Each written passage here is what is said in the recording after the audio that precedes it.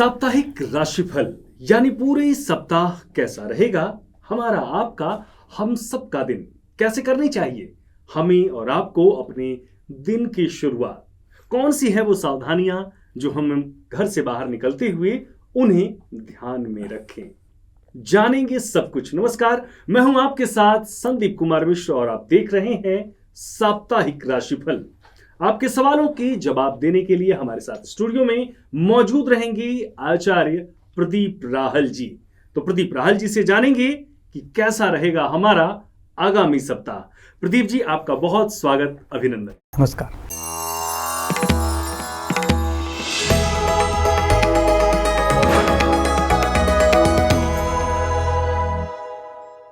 तो चलिए कार्यक्रम की शुरुआत करते हैं और जानते हैं कि कैसा रहेगा आपका आगामी सप्ताह। क्या कहते हैं आपके तारे, क्या कहती है आपकी कुंडली। आपको बता दें कि सबसे पहले हम कुंडली के बारे में जानेंगे और उसके बाद एक सवाल जो हमारे आपके हम सब के मन में अक्सर उठता है कि मांगलिक दोष क्या है और इस मांगलिक दोष का हमारे जीवन पर क्या प्रभाव पड़ता है, हमारे वैवाहिक जीवन पर क्या प्रभाव पड़ता है। क्योंकि खासकर हम आप अक्सर देखते हैं कि जब भी शादी की चर्चा होती है तो मंगल दोष जरूर देखा जाता है, चाहे वो लड़के की कुंडली हो चाहे वो लड़की की कुंडली हो, और मंगल दोष पहले देखा जाता है फिर तब कुंडली का मिलान किया जाता है। इसके बारे में प्रदीप जी तमाम भ्रांतियां भी हैं लोगों के मन में, तमाम तरह के सवाल भी हैं लोगों के मन में, और ऐसे में उसके बारे में जरूर हम जानेंगे कि आखिर में मंगल दोष होता क्या है और इसके प्रभाव या दुष्प्रभाव क्या पड़ते हैं हमारे जीवन में। लेकिन सबसे पहले हम शुरुआत करते हैं राशिफल से। तो सबसे पहले 3 राशियां, मेष, वृष और मिथुन जी। तो सबसे पहले बात करते हैं मेष राशि के जातकों के लिए। अभी मंगल ने अपना राशि परिवर्तन किया है, तो हम एक एक राशि के बारे में जानें उससे पहले सबके लिए एक सावधानी बरतने की आवश्यकता है अगले 1.5 महीने के लिए, क्योंकि अभी मंगल शनि का म्यूचुअल एस्पेक्ट हो रहा है हर किसी की पत्री में, या कि क्योंकि मंगल अभी वृश्चिक में आ गए हैं, शनि महाराज कुंभ में चल रहे हैं, तो दोनों का म्यूचुअल एस्पेक्ट है। वहीं पे सूर्य भी इन्वॉल्व हैं। तो ऐसे में आपको हर किसी को, खासकर आप जब भी वाहन चलाएं या जब भी आप घर से बाहर निकलें तो आपको बहुत सावधानी बरतनी होगी। ये सभी के लिए लागू होता है, क्योंकि ऐसे में कुछ सडन ऐसा हो सकता है जिसकी वजह से कुछ एक्सीडेंटल केस सामने आए या कुछ ऐसी अचानक से स्थिति बन जाए जो आपको बैक फुट पे आने पे मजबूर करे। वो डिपेंड करेगा कि आपकी कुंडली में किस प्रकार के योग हैं। हर किसी के लिए तो ये एप्लीकेबल नहीं होगा, लेकिन इन जनरल आपको ध्यान रखने की आवश्यकता है। तो अभी बात करते हैं हम मेष राशि के जातकों के लिए जो आगामी सप्ताह है ये कैसा रहने वाला है। तो मेष राशि के जातकों के लिए शुरुआत होगी उनकी इनकम बढ़ने से। तो सबसे पहले उनकी इनकम बढ़ेगी, आय के नए स्रोत उनको मिलेंगे, उसके साथ साथ उनका ट्रैवलिंग होगा, मान सम्मान में उनके वृद्धि होगी। तो कुल मिला के मेष राशि के जातकों के लिए आने वाला सप्ताह अच्छा रहने वाला है। अब बात करते हैं वृषभ राशि के जातकों के लिए। तो वृषभ राशि के जातकों की शुरुआत होगी उनकी प्रोफेशनल लाइफ से।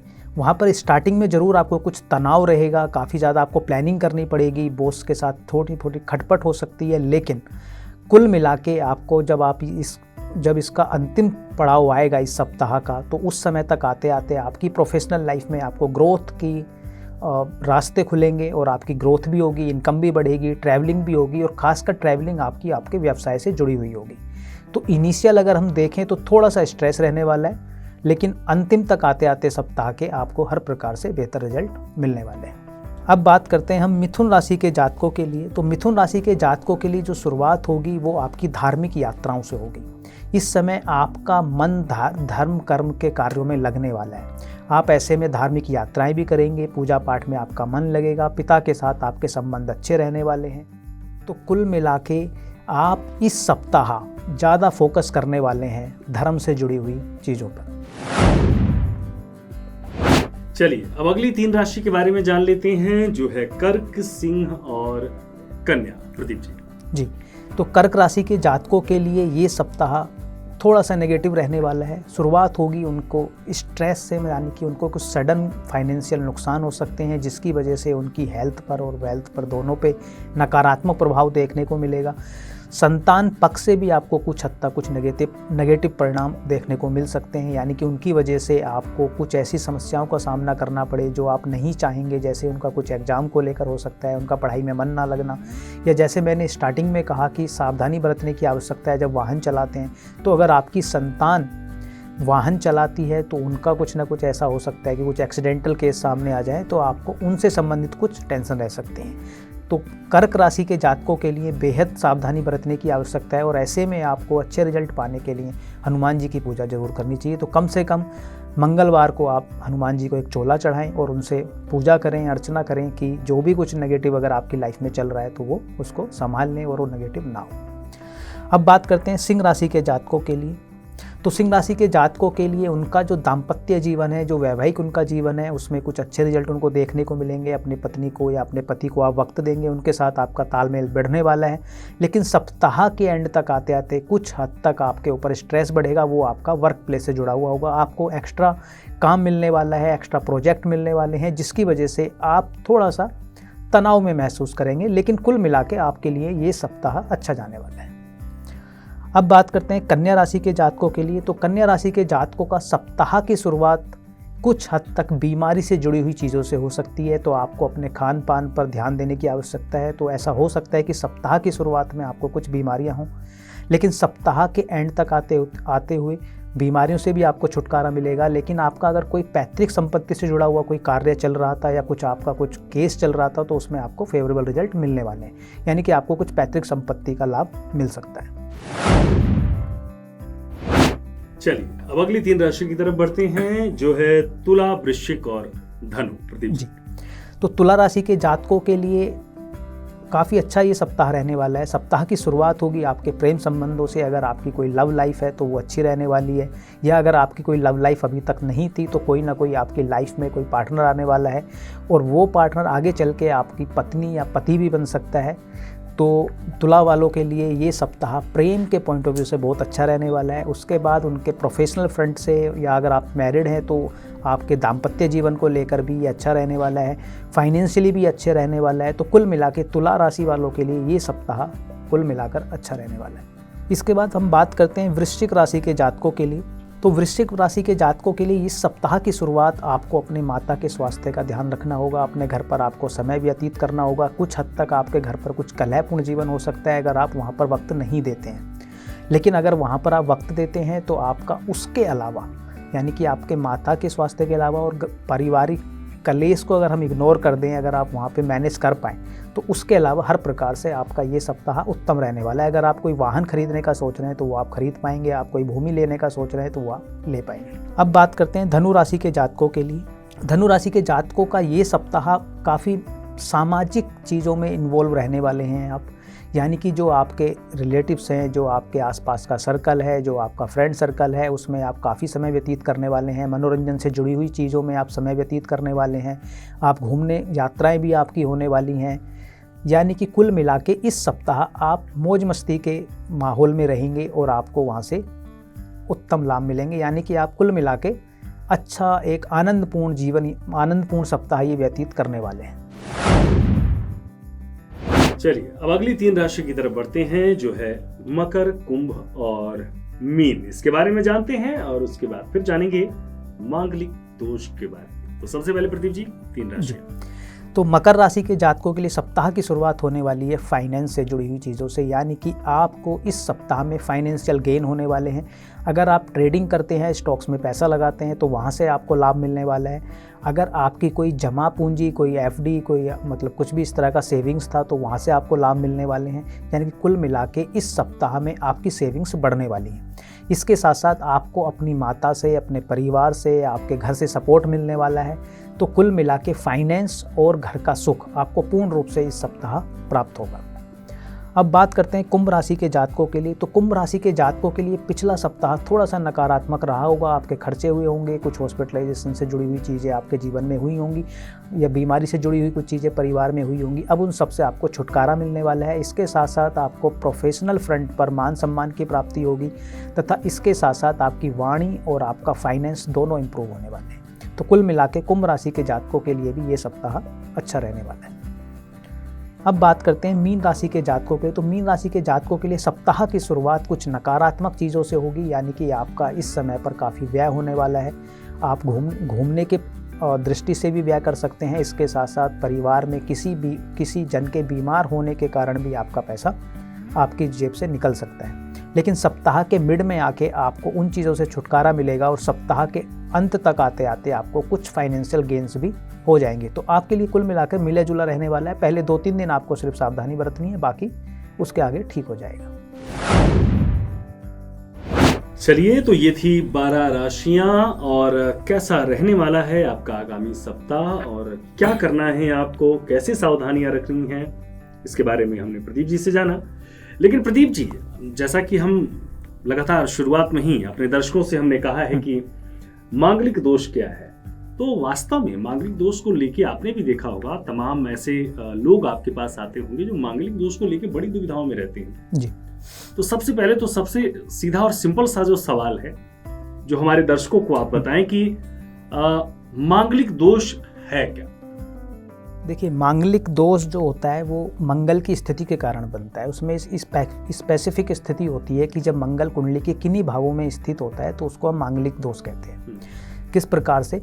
जब आपकी कुंडली में मंगल लगन में हो, यानी कि पहले घर में हो, चौथे घर में हो, 7वें घर में हो, 8वें घर में हो या 12वें घर में हो, अगर इनमें से किसी भी घर में अगर मंगल स्थित है तो मांगलिक दोष बन जाता है।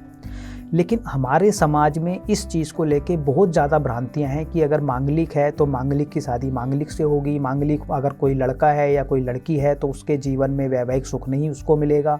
तो इस प्रकार से काफ़ी कुछ उनको सुनाया जाता है, बताया जाता है, डराया जाता है, फिर उसमें पूजा भी कराई जाती हैं। तो काफ़ी कुछ नकारात्मक भी चीज़ें होती हैं। मैं ये नहीं कहता कि मांगलिक दोष बिल्कुल ख़राब नहीं करता है या एकदम अच्छा हो जाता है, लेकिन सिर्फ ये बात जान लेना कि अगर मांगलिक है तो ख़राब हो जाएगा, ये एक बहुत गलत धारणा है। क्योंकि अक्सर लोग कहते हैं कि मांगलिक है तो भाई दूसरे से शादी नहीं हो सकती है और बड़ा अटपटा सा व्यवहार किया जाता है। जी, तो सिर्फ ऐसा जान लेना या खुद से ये समझ लेना कि किसी ने बोल दिया आपको जी आपकी कुंडली में जी आप मांगलिक हो, तो आपने ये मान लिया कि अब मेरा वैवाहिक जीवन खराब हो जाएगा या हमारी संतान के अगर किसी की कुंडली में ऐसा योग बन गया है वो खराब हो जाएगा, तो ऐसा बिल्कुल नहीं है। कितनी सी कुंडलियाँ अगर आप फैक्ट पे जाएंगे, अगर आप 1000-2000 कुंडलियों का विश्लेषण करते हैं तो जो हमने किया भी है तो उसमें सामने ये आया है कि सिर्फ और सिर्फ मंगल को दोष देना पूर्ण रूप से गलत होता है। जी, होता क्या है कि मान लीजिए कि मंगल आपके लगन में बैठा है, पहले घर में बैठा है, तो मंगल जब भी लगन में बैठता है, अभी हम किस राशि में बैठा है हम उसको इग्नोर कर देते हैं, सिंपल रखते हैं जी। अगर मंगल आपके लगन में बैठा है तो मंगल जब भी आपके लगन में आएगा तो वो आपको डोमिनेटिंग बना देगा। अच्छा। क्योंकि मंगल को कालपुरुष की कुंडली में सेनापति कहा जाता है, वो साहस है हमारा, वो बल है हमारा जी। तो जब मंगल प्रधान कोई भी व्यक्ति होगा तो उसके अंदर करेज आ जाएगा, उसके अंदर हिम्मत आ जाएगी, उसके अंदर लीड लेने की क्षमता आ जाएगी, उसके अंदर प्रैक्टिकल अप्रोच आ जाएगी। सेनापति को आपने देखा, सेनापति प्रैक्टिकल अप्रोच रखता है, उसको तो लड़ना है, उसको तो युद्ध जीतना है, उसको कोई कैलकुलेशन नहीं करनी है, उसको प्रैक्टिकल चीजें करनी है जी। तो मंगल अगर लगन में आ गया तो वो क्या चाहेगा कि मैं जीतूं, मेरे अंदर एक जज्बा है। तो जब आपका मंगल लगन में है तो उससे आपके जीवन में बहुत कुछ अच्छा होने वाला है। अब आपने उसको मांगलिक बोल दिया है, तो अब खटपट कब हो सकती है? अगर मान लीजिए ये मंगल लड़की की कुंडली में लगन में बैठा है तो लड़की डोमिनेटिंग होगी, वो आगे बढ़ेगी लाइफ में। अब अगर उसके पति का मंगल कमजोर हुआ उसके सामने जी, तो पति पीछे रह जाएगा, दब जाएगा पति। तो जो डोमिनेट करता है, अगर आप लोगों की माइंडसेट देखोगे तो जो डोमिनेट करते हैं वो डोमिनेट होना भी चाहते हैं कुछ हद तक। अच्छा। अगर मैं किसी को ये बोलता हूँ मतलब मेरे अंदर एक युद्ध लड़ने का है, तो जो मुझसे बिल्कुल हट जाएगा ना कि मेरे सामने कुछ है ही नहीं, मैं उसको इग्नोर कर दूंगा जी। लेकिन जो मेरे सामने आवाज उठाएगा तो मुझे उससे लड़ने में, तर्क वितर्क करने में मजा आएगा। तो अब अगर लड़की का मंगल मजबूत है और लड़का कमजोर है तो लड़की को कुछ दिन तक तो अच्छा लगेगा जी। लेकिन कुछ समय के बाद वो, आपने देखा भी होगा, प्रैक्टिकली देखेंगे तो उसको लगेगा क्या है ये अपने पॉइंट नहीं रखता है, दब्बू सा हो गया है, मेरा हस्बैंड कैसा हो गया, तो वो इग्नोर कर देगी, उसका इंटरेस्ट खत्म हो जाए, तो शादी खराब हो जाएगी आपकी। अब अगर वहीं पे लड़का वो मंगल मजबूत वाला मिल गया आपको, मान लो उसका भी लगन में है, तो दोनों लड़ेंगे तो जरूर, लेकिन इंटरेस्ट उनका बना रहेगा जी। तो अब यहाँ पे क्या है कि मंगल जब लगन में होगा तो झगड़ालू बना रहा है, तो सामने वाला बंदा हमें मजबूत चाहिए। तो एक तो ये रीजन है कि मांगलिक को हम मांगलिक से बोल देते हैं जी। अब अगर मंगल किसी का चौथे घर में है तो वो इम्पेशेंट हो जाता है, उसको भी चीज़ें जल्दी चाहिए, वो भूमि भी देगा, उसको सारी चीज़ें देगा, लेकिन इम्पेशेंट बनाएगा थोड़ा सा। तो अब सामने वाला भी चाहिए मजबूत बंदा जो उसको सहन कर पाए, उसके इम्पेशेंट को। इसी प्रकार से 7वां, उसी प्रकार से 8वां, उसी प्रकार से 12वें घर का सेम कहानी है सारी। अच्छा। दूसरा कि मंगल किस राशि में बैठा है, जैसे लगन में बैठा है, अगर वो उच्च का मंगल है आपका, मकर राशि का है, तो रोचक योग बना देगा वो। तो रोचक योग ज़्यादा बलवान हो जाएगा इन कंपैरिजन टू मांगलिक योग के। तो रोचक योग वाला व्यक्ति तो अपने पराक्रम से सारी चीज़ें आपको अचीव कर लेगा। अच्छा। 4th हाउस में बैठ जाए तब भी रोचक योग बना लेगा, 7th हाउस में बैठ जाए तब भी रोचक योग बना लेगा वो, क्योंकि उच्च का हो गया है मंगल, या स्वराशि का हो जाए, मेष का या वृश्चिक का। तो अगर उस केस में भी आप उसको मांगलिक दोष होने के कारण उसके विवाह में आप बोल दोगे कि जी इसका विवाह खराब हो जाएगा, तो ये एकदम नॉनसेंस है। हाँ, अब इसको आप वाइस वर्सा कर लीजिए। जैसे अभी इस बात को आप देखिएगा, जो भी हमारी इस प्रोग्राम को देख रहे होंगे वो इस बात देख सकते हैं अपनी कुंडली में। अगर आपकी कुंडली में, खासकर फीमेल की कुंडली में, अगर 5वें घर में मंगल हो जी, तो उसका वैवाहिक जीवन डिस्टर्ब होता है। यानी कि 5वें घर में यदि मंगल बैठा हुआ है किसी स्त्री के, यस, विशेष रूप से तो उसका वैवाहिक जीवन डिस्टर्ब होगा। इस बात का ध्यान रखें। आप अपनी कुंडली में खुद चेक करिए, उससे क्या होगा, क्योंकि 5th हाउस आपकी बुद्धि का है, 5th हाउस से आप सोच विचार करते हैं, 5th हाउस आपकी संतान का है, 5th हाउस आपके प्रेम का है। वहाँ पे अगर आप मंगल को बैठाओगे, मंगल का कुछ काम ही नहीं है वहाँ, तो युद्ध लड़ने वाला अगर आपने प्लेनेट आपकी पत्री में आ गया है तो वहाँ पे आप प्लानिंग कम करोगे, वहाँ पे आपका एग्रेशन ज़्यादा होगा, सोचोगे बाद में, एक्शन पहले ले लोगे, तो लड़ाई होगी, स्वाभाविक होगी। और जहाँ लड़ाई होगी तो फिर वो इतनी लड़ाई हो रही है कि आप सोच नहीं रहे, सिर्फ लड़ने पे उतारो, तो वैवाहिक जीवन आपका खराब हो जाएगा। एक सवाल अमूमन, मतलब बहुत सारे लोग कहते हैं कि उनके पास कुंडली नहीं है उनकी, तो इस कंडीशन में कैसे ये पता चलेगा कि मांगलिक है वो? इसका किस प्रकार से हम जान सकते हैं? नहीं, देखिए, अगर कुंडली नहीं है तो मांगलिक है, इस प्रकार उस पे सटीकता से तो कोई नहीं बोल सकता है कि आपकी कुंडली बिल्कुल ही नहीं है जी। लेकिन हाँ, अंदाज़ा है आपको कि मान लो डेट ऑफ बर्थ पता है, ईयर पता है, टाइम में कुछ कंफ्यूजन है, तो उसको हम रेक्टिफाई कर सकते हैं। नहीं, कहने का मतलब ये था कुछ विशेष लक्षण होते हैं। मान लीजिए हम कुंडली ना देखें तो किसी व्यक्ति के साथ एक समय बिताने के बाद हम ये कैसे जान सकते हैं कि इसमें मांगलिक दोष है या हो सकता है? एक नॉर्मल लक्षण जो होता है मांगलिक दोष का। नहीं, उस पे देखो, लक्षण तो मैं आपको बता सकता हूँ, जैसे मैंने लगन के मंगल के लिए बोला, तो इस प्रकार का उसका व्यक्तित्व होगा। लेकिन अगर वो वहीं पर नीच का मंगल हुआ लगन में और उच्च का मंगल हुआ, तो दोनों में जमीन आसमान का अंतर है। अच्छा। अगर नीच का मंगल किसी की पत्री में है, किसी भी घर में है, चलो हम लगन में अभी फिलहाल हम मान लेते हैं, तो वो चिक बहुत करेगा, इम्पेशेंट होगा, उसके अंदर बिल्कुल सहन शक्ति नहीं होगी, हर बात पे झगड़ा करने के लिए उतारू रहेगा वो, हर चीज़ें एकदम चाहिए होंगी उसको। अच्छा। लेकिन वहीं पे अगर उच्च का मंगल हुआ वो, तो रोचक योग बना के जब बैठेगा वो उच्च का मंगल लगन में, तो वहाँ पर तो वो बहुत ज़्यादा सहनशील हो जाएगा, लेकिन दोनों मांगलिक हैं जी, तो उस प्रकार से आप उसको डिस्टिंग्विश नहीं कर पाएंगे। तो उस नतीजे पे पहुँचने से अच्छा है आप उसको इग्नोर कर दीजिए। अगर कुंडली नहीं है तो ठीक है, बिल्कुल आप मत उस लाइन में जाइए, आप अपने पाम रीडिंग कराइए, या आप अपना प्रश्न कुंडली से आप अपने प्रश्न का ले सकते हैं, या वास्तु की मदद से आप अपने वैवाहिक जीवन को अच्छा कर सकते हैं।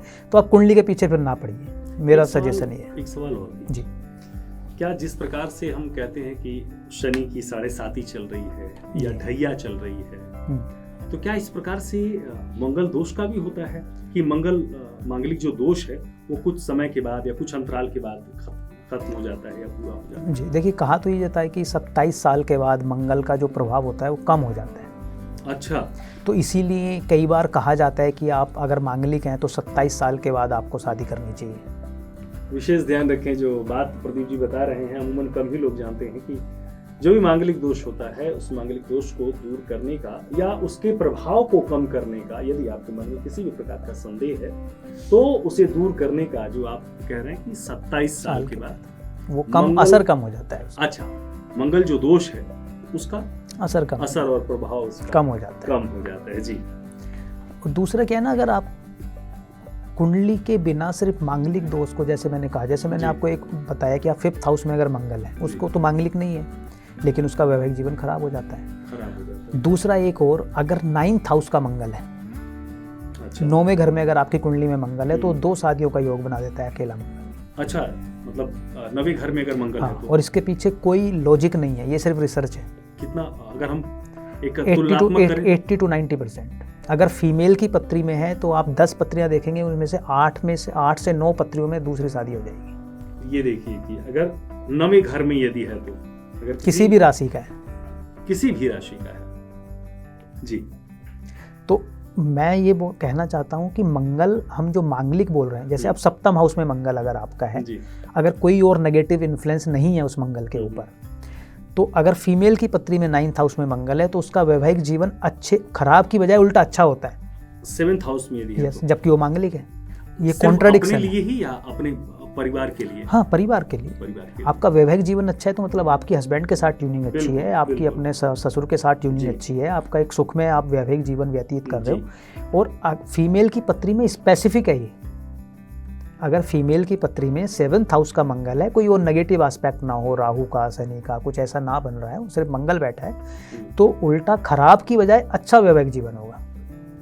अच्छा, जबकि हम उसको मांगलिक बोल देंगे। अगर उसको मांगलिक बोल के हम सिर्फ मंगल के पीछे पड़ जाएं, बिल्कुल। तो कई बार क्या होता है, आपने सुना होगा बहुत बार जी, कि जी हमने यहाँ पूजा कराई, हमने तो दोस्त उसकी पीपल से करा दी, इससे करा दी, उससे करा दी, बहुत बिल्कुल। कुछ हमने पूजाएं कराई, लेकिन तब भी डिवोर्स हो गया, या तब भी परेशानियां बिल्कुल। रहीं, तब भी हमारा क्योंकि हम शायद सही चीज़ उस कुंडली में पकड़ ही नहीं पा रहे हैं। हम जी। मंगल को दोष दे रहे हैं, हो सकता है कि वो मंगल के कारण हो ही ना रहा हो उसके जीवन में, अच्छा, उसके और भी कारण हो और भी सकते कारण हो सकते हैं। मंगल डिवोर्स कराने में सक्षम नहीं होता है। डिवोर्स कराने में 3 प्लेनेट मेन रूप से सक्षम होते हैं, शनि, राहु और सूर्य, जो सेपरेटिव प्लेनेट्स हैं। हैं। अच्छा, अकेला मंगल लड़ाई करा सकता है, डिवोर्स नहीं कराएगा। ध्यान रखें इस बात का कि सिर्फ मंगल को दोष देना उचित नहीं है। तो मतलब ऐसी बहुत सारी भ्रांतियां हैं, और भी बहुत सारे हैं, हम आने वाले एपिसोड्स में उनको कवर करेंगे। बिल्कुल। तो आप कुंडली को आप अच्छे से आप एनालाइज कराइए, कुंडली को देखिए कि उसमें, जैसे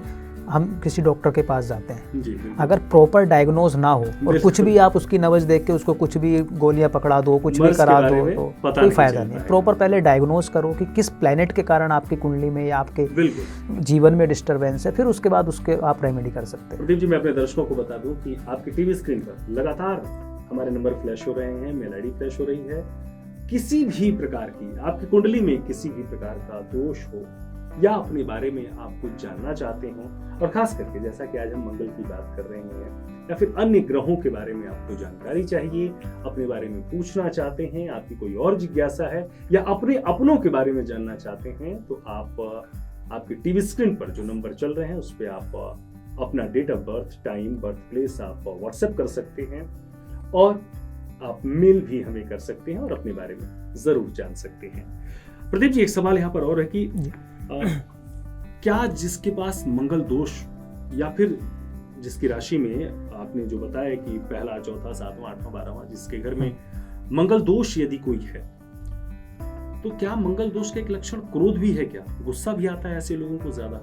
नहीं, देखिए जैसा मैंने कहा कि अगर वो मंगल नीच राशि का हुआ, कर्क का हुआ, या धनु का भी हुआ, जी, तो आपके अंदर पेशेंस कम होगा, जी, क्योंकि आपको डोमिनेट कर रहा है मंगल, जी, तो गुस्सा दे सकता है। लेकिन वहीं पे मांगलिक दोष होते हुए भी अगर वो उच्च का हुआ या वृश्चिक का हुआ, तो वहाँ पे मांगलिक दोष बन रहा होगा, लेकिन ऐसे बंदे के अंदर साहस हद से ज़्यादा होगा। वो नहीं झगड़ेगा, वो प्रॉपर बात सुनेगा, समझेगा, और कभी भी डर के नहीं जाएगा सिचुएशन से। तो दोनों ही केसेस में वो दिखता है कि मांगलिक है, लेकिन आप सिर्फ झगड़ालू है और वो मांगलिक है, ये नहीं बैठेगा, गड़बड़ है। चलिए, अब कुछ उपायों के बारे में जानते हैं जी। कि मंगल दोष को दोष ना रहे, उसको बेहतर करने के क्या उपाय हैं? क्या छोटे छोटे उपाय हम अपने जीवन में, मंगल दोष हो तो भी, ना हो तो भी, कुल मिला के मंगल को फेवरेबल करने की हम बात कर रहे हैं कि मंगल के कोई नेगेटिव प्रभाव हमारे जीवन में ना रहे। जी। देखिए, मंगल हमारी कुंडली में अगर नेगेटिव प्रभाव दे रहा है, अगर वो हमारा योग कारक प्लैनेट नहीं है, मूल रूप से अगर वो हमारी हेल्थ को डिस्टर्ब कर रहा है, तो हमें मंगल से जुड़ी हुई जो वस्तुएं हैं उनका दान करना चाहिए। जैसे लाल दाल हो गई हमारी, लाल मिठाई हो सकती है, हनुमान जी को आप चोला चढ़ा सकते हैं। तो ये तो हो गया हमारा दान करने से संबंधित उपाय। दूसरा, अगर आप पूजा करना चाहते हैं तो आपको हनुमान जी की पूजा करनी चाहिए। अब अगर उस मंगल की वजह से आपके कार्य क्षेत्र में प्रॉब्लम हो रही है, मान लीजिए कि नीच का मंगल आपका 10th हाउस में बैठा है और वो आपके कार्य क्षेत्र में प्रॉब्लम कर रहा है, तो उस केस में आपको सुंदरकांड का पाठ करना चाहिए। अगर वो आपके वैवाहिक जीवन में डिस्टरबेंस कर रहा है तो आप मंगल की पूजा उज्जैन में जाके भी करा सकते हैं। वहाँ पर मंगलनाथ मंदिर है जहाँ पे मंगल ग्रह का जन्म स्थान जिसको कहा जाता है, तो वहाँ भी मंगल की पूजा होती है, तो वहाँ भी आप मंगल की पूजा करा सकते हैं।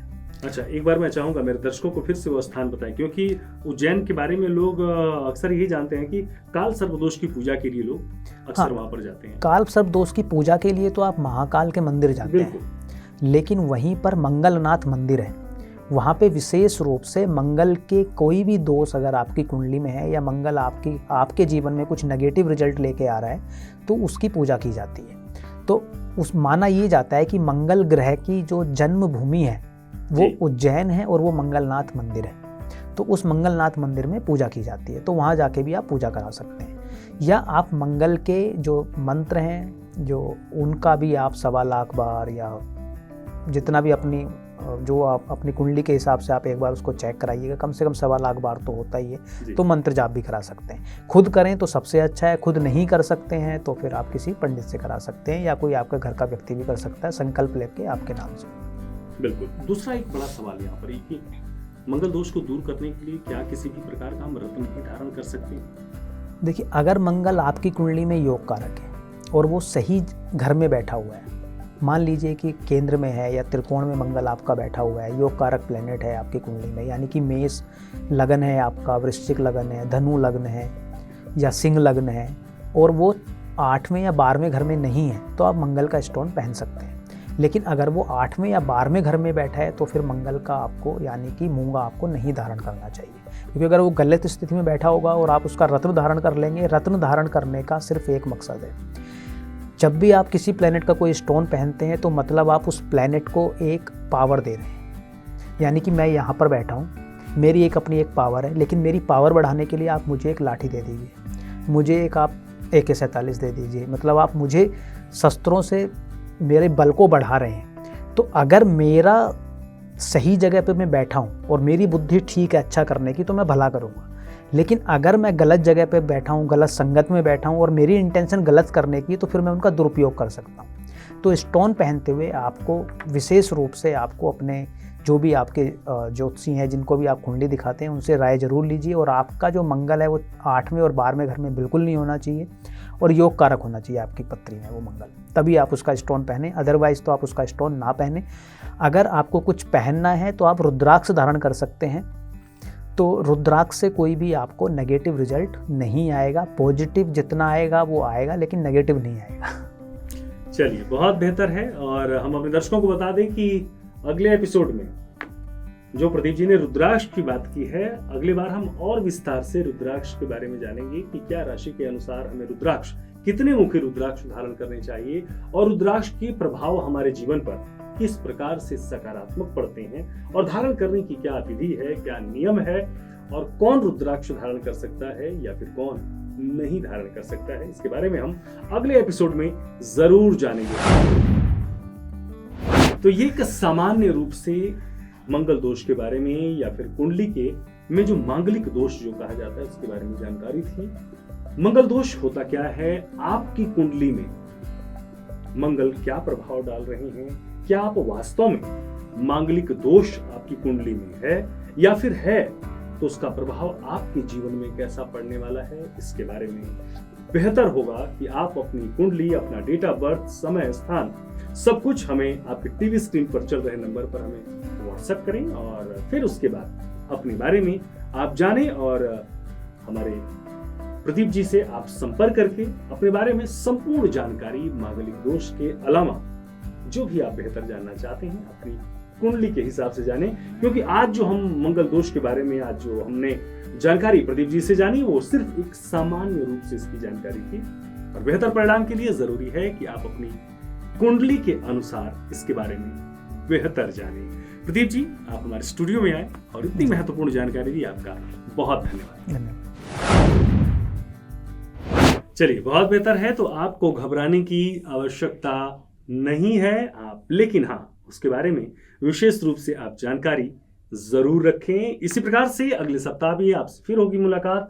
आपकी राशि, आपकी 12 राशियां क्या कहती हैं उसके बारे में जानेंगे, और साथ ही जानेंगे क्या है विशेष, और खास करके जैसा कि हमने रुद्राक्ष के बारे में चर्चा की है, तो रुद्राक्ष के बारे में भी हम जानेंगे। तब तक के लिए मुझे दीजिए इजाजत।